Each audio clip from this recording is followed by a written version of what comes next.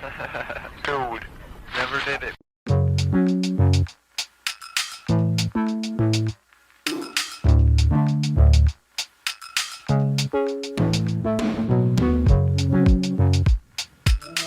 Welcome back to Never Did It. I'm Brad Garoon, and I'm here with Jake Ziegler. On Never Did It, we look back at the last 100 years of movie history in an effort to fill in some of our own movie blind spots. Today, we're covering the year 2009. We're getting pretty close to the present, not that we don't bounce around. I think we should start with Bollywood, because we've never talked about Bollywood before on the podcast. Yeah, let's talk about it. I assigned you 3 idiots, and I'll tell you why. Because we never talked about Bollywood on the podcast before. And this was a Bollywood movie that I've seen with the major success of RRR last year, which is not a Bollywood movie, actually, but it is an Indian movie, but from a different sort of like sector, a different geographical area. Yeah, it's like a subsection. Yeah. I can't remember exactly what it was, but yeah, you're right. It's Tamil, so I think it's Tollywood. There we go. And this is Hindi, it's Bollywood. And as you'll find as we talk about it, this does feel like a Bollywood movie in just about every respect. Anyway, but because people we're so into RRR, and there I think is a little bit more attention on Bollywood, I wanted to watch more Bollywood movies. And so this one came up as one that was very easy to watch. It was on Netflix when I went to watch it. It's a contemporary movie. It takes place in contemporary times. It's about, well, I guess it's technically a period movie because it takes place early in these guys' lives and then a few years later. But that's like saying that it's in the same way that like Saltburn is a period piece. It's post 2000. Did you see Saltburn?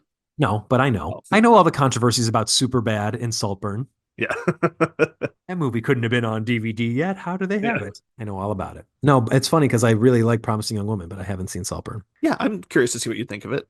So this is a movie about 3 young men, well, really 2 young men who are at school, and school's hard, and they meet a sort of, I think you talked about him as a manic pixie dream girl. That's 100% what he is. Yeah. So he shows up and he makes their lives better. They don't want to, hook up with him or anything. It's not that kind of movie, but they do become friends with him and he changes their lives. And he's like a genius and a prankster.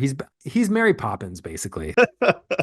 He is, though. Yeah, he's everything. Yeah. I mean, he's everything everywhere all at once. There actually isn't that much story. A lot happens in that, like, there's a lot of drama to it. There's a suicide subplot. There's a romance. There's mystery because they don't know, the movie takes place also in the present day where they don't know what happened to their friend. And then there's just a lot of like school ties / Dead Poet Society. Like the teacher is too mean. Everything's too hard. There's too much pressure stuff going on. And it's also a 3-hour movie with a ton of music because it's a Bollywood film. Which is great. I love the music in the movie a lot. I was just humming the song just a few minutes ago. Which song? The All Is Well. All is well. The one that they're doing in the bathrooms where they're like jumping in the showers and stuff. That choreography is so cool. So cool. There was some really, really cool choreography and dance sequences in the movie for sure. So what did you think of the movie as a whole? As a whole, unfortunately, I was a little bit let down by it just because, and it's sort of similar to, we talked about, I think on our last episode or a recent episode, we talked about The Man from Earth, where I'm with it to a certain point, but then like the manic pixie dream girl / boy thing was just like, okay, like I'm thinking like, what is this guy going to deliver a baby next? And then he delivers a baby next. Right. Like, oh, come on, every single thing was it was just a little too muchness for me. But like I did say, I loved the music to it. I think there was a lot of really interesting parts of it. I liked the 2 main characters who meet the manic pixie dream girl. I thought those guys were both really good, and I liked their characters, and I liked like their individual stories and where they came from and like why they were in school, to be engineers and what they were doing. And the Mary Poppins character actually kind of bothered me because sometimes I felt like he wasn't giving any respect to their situations where they're like, bro, I need to provide for my family, and he's like, no, you just do live life the way I live life. And then once you get to the end of the movie, you realize why he's able to live that kind of life, and like, those guys can't do that the way that you can do it. Like, right. they're not in the same situation, man. You're just kind of a dick now. So like it frustrated me on a lot of levels. So I ended up giving it, I think, like 2.5 stars, just because a lot of it frustrated me in that regard. But it's still a high 2.5 stars, because there was a lot about it that I did enjoy. So take that for what it's worth, I guess. So he's played by Aamir Khan, who is, now I don't know for sure, I'm not super familiar with Bollywood, but I'm pretty sure he is one of the most successful actors in India. So he was going to overshadow them completely no matter what. The other two characters' names are Farhan and Raju. It's funny. It's interesting that you say you like them because I think the fault of the movie, and I gave it 3.5 stars, I thought that it bopped around enough to entertain me and not just get me through, but also by the end be like, that's fun. But they don't have like big personalities. And that's, I guess, to make room for Rancho. I'm glad we're talking about this now because I just watched Ricky Stanicky, the John Cena, Zac Efron movie that's now playing on Amazon Prime, directed by Peter Farrelly, which I cannot believe this guy's follow-up to the Oscar-winning Green Book is to just go back to the well, like the Dumb and Dumber well. Well, you're missing, there's one in between there. The Greatest Beer Run Ever. Oh, right, which was also a Zac Efron movie. Also Zac Efron, which was not bad. Okay, but The Greatest Beer Run Ever also doesn't sound like the follow-up to Green Book, which, and I'm not even saying Green Book is great, but it did win Best Picture, and you'd think he'd want to roll It did, with yeah. It's still Greatest Beer Run Ever is a little it's actually it's more of a drama. It's Okay. definitely not. It's more Green Book than it is Ricky Stanicky. Got it. I do want to see that because I'm now very interested in Zac Efron, although a little bit less after seeing Ricky Stanicky. They gave him nothing to do in that. Yeah, he's very good in Greatest Beer Run Ever. It's not a great movie, but like Zac Efron's good in it, and it's solid. It's actually better than I had expected it to be. Well, the reason I bring Ricky Stanicky up is because John Cena, despite being an alcoholic mental patient in Ricky Stanicky, is also a manic pixie dream girl who is able to, spoiler alert for Ricky Stanicky, I'm sorry, is not good. He is able to circumcise a baby. He is able to help Fortune 500 companies merge. That being said, it's John Cena. And Right. I have a feeling that Aamir Khan, he's not like a pro wrestler turned comedy star. He's like a real actor. But I have a feeling that it's very believable over there for him to just like be a Poochie, basically. Mm-hmm. Aside from this and RRR and maybe like Panther Pachali, have you seen a lot of Indian movies?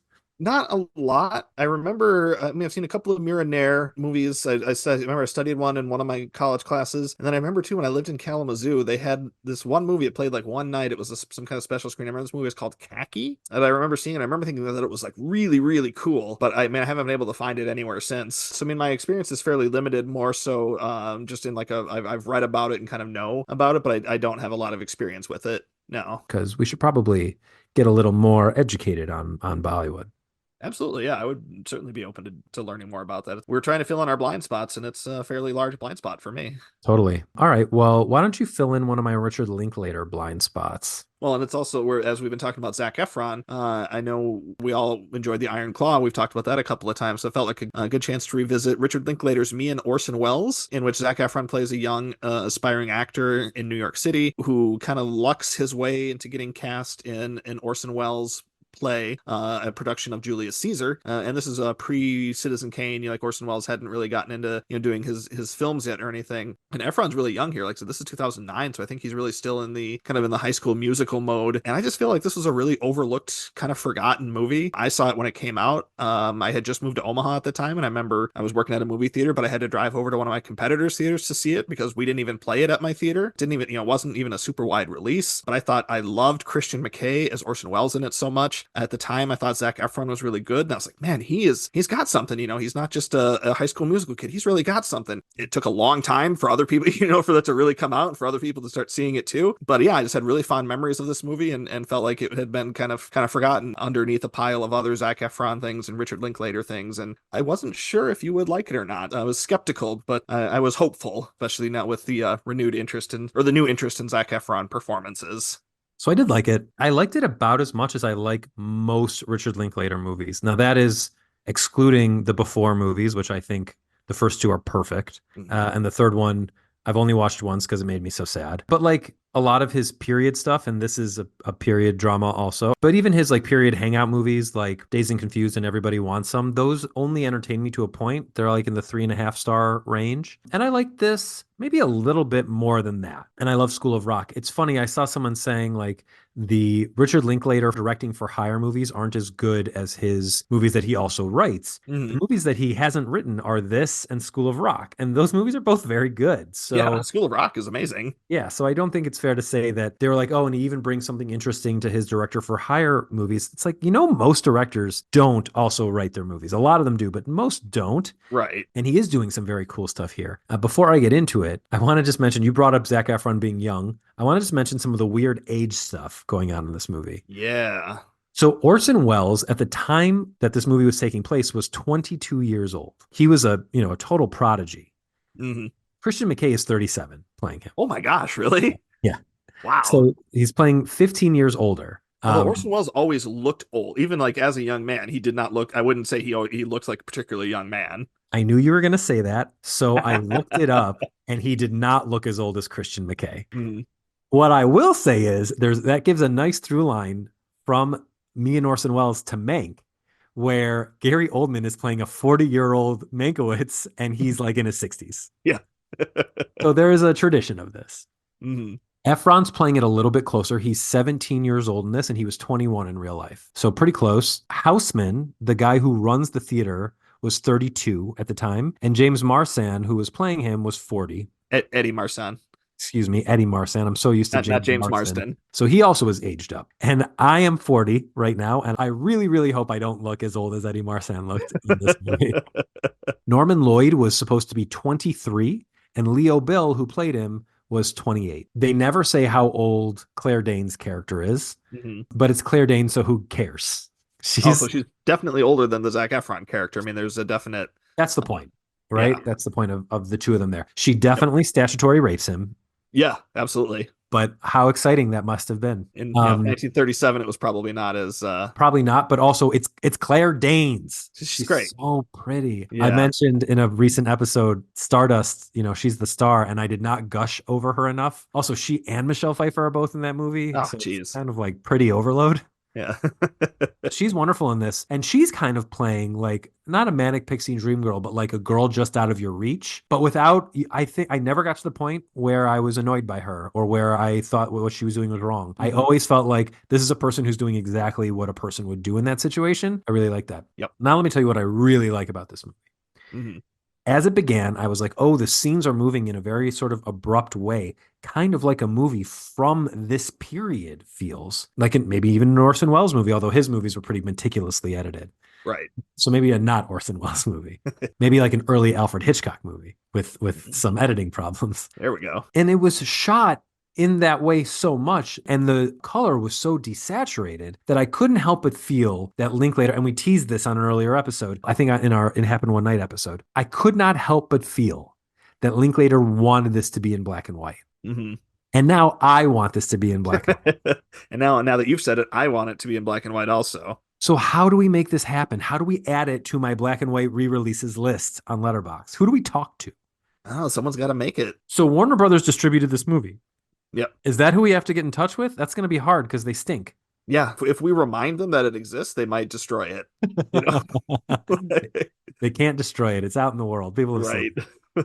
I want that so bad. It would be cool. It'd be very But anyway, cool. Yeah, he shot this in a very interesting way. Like a lot of the shots, I remember I was texting you some shots and then desaturating them to the point that they were black and white. I'm like, this looks like a film noir from the 40s or 30s. Yeah. It's great.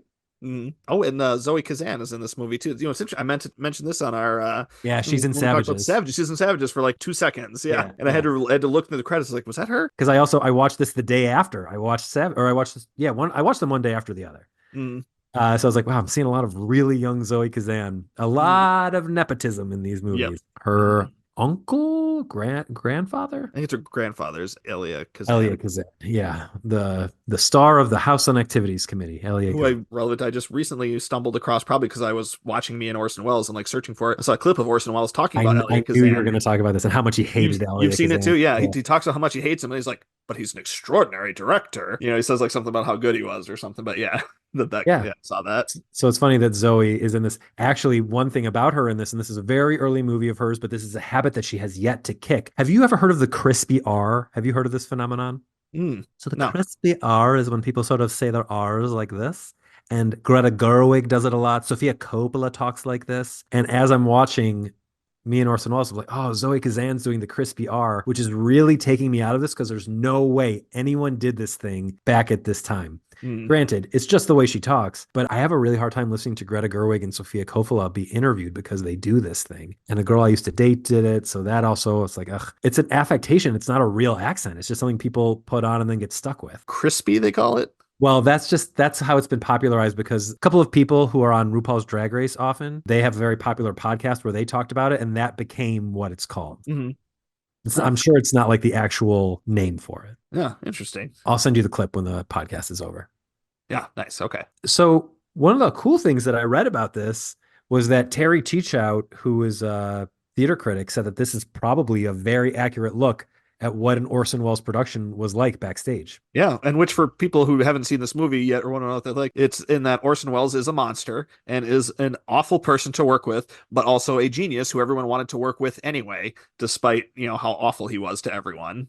Right. The awfulness is made even worse because he built people up to make them think they were super special. And the second he lost his use for them, he tore them completely down. I just like, it's interesting to think that this is a 22-year-old who is doing stuff like this. But on the other hand, with the exception of the Zac Efron character, who, spoiler alert, go away, watch the movie, come back if you haven't seen it, gets kicked out of the Mercury Theater troupe. If you look up anyone that was portrayed in this movie, with the exception of the Zac Efron character, the Zoe Kazan character, and the Claire Danes character, they're all based on real people, and they were all people that Welles brought with him to Hollywood when he went there. So he took care of these folks a lot because they made the beginning of his career, and they all went on to have huge careers in Hollywood. Yeah. So he was, a bad dude who had a long career for a reason. He knew how to treat people professionally, even if, I guess, politically, even if he didn't know how to treat them professionally and personally. It's cool. I mean, it's just a really, it's an interesting movie. And like I said, I think McKay is dynamite. The age difference aside, I thought he was just incredible in it. I wished really hard for him to get a supporting actor nomination. It didn't happen. I thought he should have that year. I just really, really thought he was great. What has become of him? I don't know. I'm trying to think of, I think I've seen him in a couple of things. So no, every time I see him, I get excited. I'm like, there he is. Finally. He's in Tinker Tailor Soldier Spy. Right. But that's old. Yeah, that's old. You mentioned he didn't get a Best Actor nomination, but he did get a BAFTA nomination for. Oh, he did. Okay. For this, yeah. The last thing he was in looks like was Mrs. Harris Goes to Paris. Came out last year. So he's in small stuff. He's in, small roles and stuff. Like, and then, a couple other things from years ago, like Rush. I saw that. Yeah. Yeah, which I liked. Theory That's of fine. Everything, Florence Foster Jenkins, some small. So he's in biopics. Yeah, a lot of them looks like. It's kind of, and then some other stuff. I mean, even Letterboxd says, he's got 33 credits on Letterboxd. Not a lot. Maybe he's doing a lot of theater. I don't know. I was gonna say he probably does a lot of theater, is my guess. Yeah. Yeah. That's that. No Oscar love, but a little bit of BAFTA love. Definitely no Oscar love for Three Idiots. But real quick, let me just look up what the accolades were for Three Idiots because we don't want to be culturally insensitive. Absolutely. Yeah, I think there were some recognition for it. So it won 58 awards in India. Nice. Good for it. Yeah, that is quite a lot, including going 3 for 3 at the National Film Awards, 16 for 22 at the International Indian Film Academy Awards. So yeah, it did very well over in India. Nice. All right, so that brings us back to list time. Hey. What are your top 10 movies of 2009? Of 2009. My number 10 is an Austrian film called Revanche. Which translates to Revenge. Really, really interesting movie. My number 9 is a movie that really surprised me. I had no expectation for it, and I turned out to really love this movie called Adventureland. Who directed that? That was, I want to say Matola. Yeah, Greg Matola, same director as Superbad. Nice. Which we talked about in 2007. Yeah, that's probably Ryan Reynolds' best role. Yes, I would agree with that. Also, one of my favorite Eisenberg and Kristen Stewart roles too. They're both really likable in that, and by design, I find them very unlikable in a lot of their other roles. I think they play more challenging roles in some of the things, but they're both like really, really likable in this movie. It's just a good one. Yeah, it's just a really good movie. Number 8, I have James Cameron's Avatar, which was a really big deal at the time. Obviously, it's the effect has been a little bit dulled by now, but I still think for the time it was a pretty cool achievement. Number 7 is Oren Moverman's movie The Messenger. A couple of great performances by Ben Foster, Woody Harrelson, and Samantha Morton, all of whom I think are great. Number 6 is the movie I first saw Carey Mulligan in. It's called An Education. Peter Sarsgaard and Alfred Molina are in that as well. Just fantastic. Number 5 is Tarantino's Inglourious Basterds. I mean, not much I can say about that hasn't been said already. Number 4, Catherine Bigelow's The Hurt Locker. Great movie. Again, just, great performances. That's the first thing I saw Jeremy Renner in. Really, really like that movie. Number 3 is a great performances from George Clooney, Vera Farmiga, and Anna Kendrick in Up in the Air, a movie that just has really lasted with me. And the last time I saw it, it's like, yeah, this really holds up. I think it's actually, I know we've talked about The Descendants on this podcast before. I think Up in the Air might be his best performance, maybe more so than Descendants. I think without a doubt. Yeah, I think it's his best. I think it's that, Descendants, and Michael Clayton are his top 3 in some order, but I think it's Up in the Air is the best one. Number 2, and the one that we'll cover if Joel and Ethan Coen's A Serious Man, which I just find all kinds of delight in every time I watch it. And then number 1, I don't have a lot of Pixar movies in my number one spot, but I do love Up, and it makes me feel feelings, and it's my favorite movie of 2009. So we have four movies overlap. So Ooh, get some fresh stuff going here. nice. My number 10 is called Mary and Max. It's a stop motion animated movie directed by Adam Elliott and starring your boy Philip Seymour Hoffman as a And very Tony Collette too, right? and Tony Collette. Yep. Eric Bana's also does a voice Ooh. for it. I don't want to say dark, but it is sort of like a dark feeling movie. Have you seen it? Yeah, oh yeah, I really like it. Okay, great. It's a little Burton-esque, but more serious, much more serious than a Tim Burton movie. Actually, my number 9 is also a stop motion animated movie. It's Wes Anderson's The Fantastic Mr. Fox. I love that one too. Yeah, I guess I really like stop. I mean, I know I really like stop motion, but those both got into my list here. I have one more animated movie coming up. Number 8 is A Serious Man, which, as Jake mentioned, we will talk about on our Coen Brothers ranking episode, which we've got a lot of stuff. I've been saying this. We've got a lot of stuff in the hopper right now, and I'm not sure the release schedule. My number 7 is a John Hamburg movie called I Love You, Man. It's with Jason Segel, Paul Rudd, Rashida Jones, Andy Samberg, J.K. Simmons, Jane Curtin, Jon Favreau, Jamie Presley. Very funny in it. Yeah, my wife and I both, we like that one a lot. It's great. When it came out, I was in the middle. I had just moved to New York, and I became very close with one of my roommates. And when this came out, I was like, well, we got to say I love you, man. We're like having our own little man romance here. Number 6 is a star of my small sci-fi list. It's called Moon. Oh yeah. This was directed by Duncan Jones. He's David Bowie's son. He has since gone on to direct the terrible movie Mute. So Moon may have been a fluke, but it stars Sam Rockwell in dual roles, and it's really just a one-hander, or him doing a two-hander, basically. It's great. Amazing sci-fi.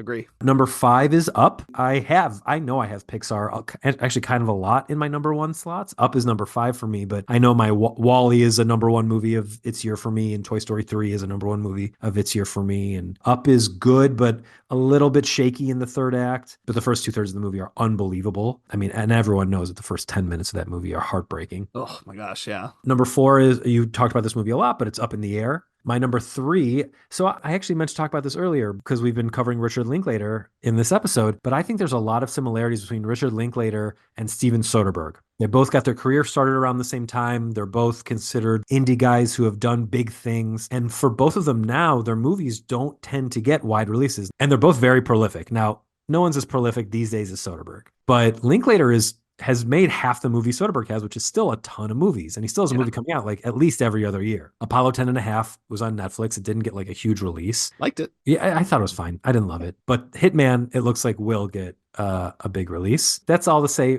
My number 3 movie of the year, and maybe my favorite Soderbergh movie, is The Informant. Fun movie, yeah. I love this movie. Now, this is a movie where Matt Damon is both playing Matt Damon and not at all playing Matt Damon. just really great. Just watching Damon just sort of like making everyone look like a moron while being a moron is great. And I love it. We talked about this movie last week quite a bit. It's called Away We Go, a Sam Mendes movie. It's my number 2. John Krasinski and Maya Rudolph are a very pregnant couple who are doing like a baby moon kind of thing. I mean, they have a purpose that's not just a baby moon, but they're going on a cross-country trip and they hang out with people along the way, and it's great. It's one of Sam Mendes' best, maybe Sam Mendes' best, depending on how you feel about his Bond movies. Or 1917. I mean, 1917 is so crazy good.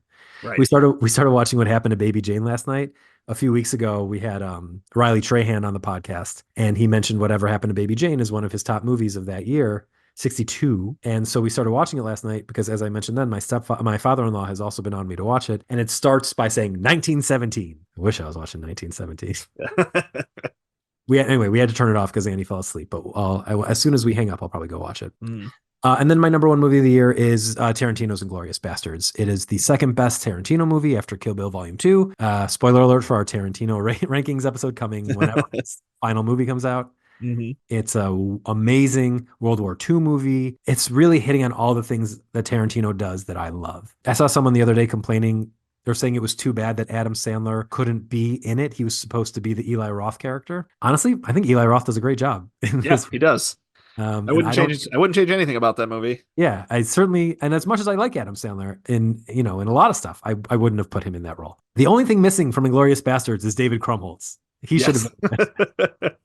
I mean, has Brad Pitt ever been funnier than he is in that movie? Probably not. Although I really, really, I know a lot of people don't feel this way, but I really like Bullet Train, and he's very funny in it. And I bet a lot of people would say Burn After Reading, but not me. No, he's funny in that, but I think he's like there's more funny stuff in Burn After Reading, but the stuff that is funny in Inglourious Basterds is like the funniest I think he's ever been. Yeah, he's terrific. I love everything about Inglourious Basterds, and it gave America Christoph Waltz. So I literally walked out of that movie. I saw it in the theater with my sister, and I turned to her and I said, "Let's just give him the Oscar." Like that's. I mean, I was just like I don't know who he is, but let's just go ahead and let's. And it came out in like August. It was like this race is over. And not only did they give him the Oscar, they gave it to him again for basically doing the same thing. Yeah, which I thought was a crock. And I don't know. I think again, spoiler for when we get to the Tarantino episode. I think Django's like crazy overrated. I'm totally with you. I'm 100% with you. I do not like Django that much. It's like fine. It's like a fine movie, but it's probably my least favorite Tarantino movie.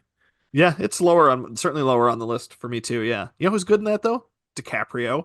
Yeah. Well, everyone's good in it. I mean, like Jamie Foxx is good. Samuel L. Jackson's incredible in it. It's just like not the best put together movie. It's paced weird. I think the violence is like really strange. Yeah. And then I think he did almost everything in it better in Hateful Eight. Yeah, agree. Which I think a lot of people, most people would have that lower on their list, but I'm with you on that one. Yeah. All right. So maybe we don't even have to do the Tarantino episode. All right. Well, that's it for Never Did It this week. We'll be back in the next couple of weeks with some special guests and also some big milestones. So keep an eye out for that. If you want to know what is coming out next week, go to our Letterboxd profile. You can find me at Brad Garoon on Letterboxd. I think Jake, you're Jake Ziegler on Letterboxd. Yep, it's Jake_Ziegler. And both of us have pinned to our profiles our Never Did It podcast list. You could also just search for the Never Did It podcast list. And the 2 movies that will be discussed on next week's episode are always at the top of that list. We have a Facebook page now as well. You can check that out at facebook.com/neverdiditpodcast. I'll be posting on that with new episodes and just fun updates from time to time about what we're watching and what's coming up. So check that out. And thank you for joining us for Never Did It.